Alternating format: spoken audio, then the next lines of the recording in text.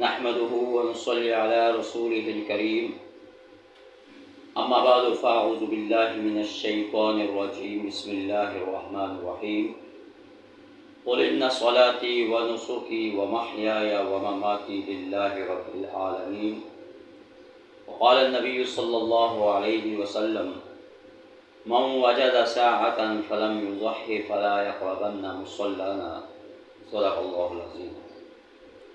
محترم سامعین ناظرین، السلام علیکم ورحمۃ اللہ وبرکاتہ۔ آج کی اس نشست کے اندر قربانی کے حوالے سے چند معروضات آپ کے سامنے پیش کروں گا۔ قربانی یہ اللہ کا حکم ہے۔ سورۃ الانعام کے اندر اللہ رب العالمین نے ارشاد فرمایا کہ پیغمبر آپ کہہ دیں کہ میری نماز، میری قربانی، میرا جینا اور میرا مرنا اللہ رب العالمین کے لیے ہے۔ سورۃ القوثر کے اندر اللہ رب العالمین نے ارشاد فرمایا فَصَلِّ لِرَبِّكَ وَانْحَرْ، کہ پیغمبر آپ اپنے رب کے لیے نماز پڑھیں اور قربانی کریں۔ گویا کہ قربانی تمام انبیاء علیہ السلام نے کی۔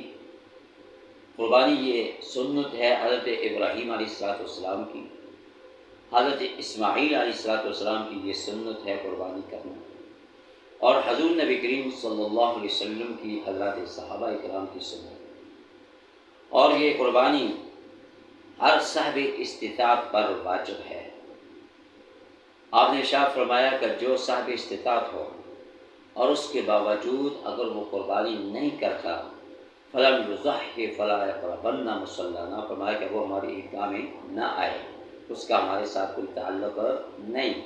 ہماری عیدگاہوں میں، مساجد میں وہی شخص آئے گا جو اللہ اور اس کے رسول کے احکام پر عمل کرنے والا ہوگا، جو اللہ کے رسول کو پس پش ڈال دے اور قربانی استطاعت ہونے کے باوجود اگر وہ قربانی نہیں کرتا تو فرمایا اس کا ہمارے ساتھ کوئی تعلق نہیں۔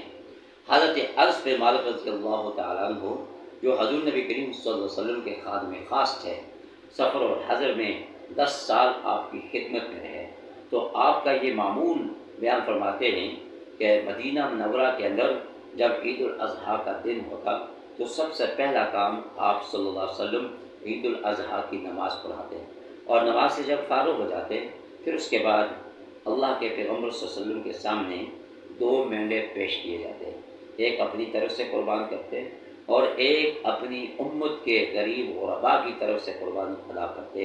اس سے بھی یہ معلوم ہوا کہ قربانی یہ بہت بڑا اجر ہے، بہت بڑا ثواب ہے، اور اللہ رب العالمین کو ان 3 دنوں کے اندر، یعنی عید الاضحیٰ کے 10، 11 اور 12، یہ 3 دن قربانی کے دن کہلاتے ہیں۔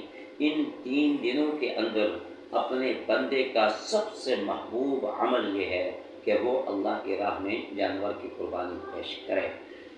یہ محبوب عمل ہے۔ حضرات صحابہ کرام نے عرض کیا یا رسول اللہ صلی اللہ علیہ وسلم، اس قربانی میں ہمارے لیے کیا ہے؟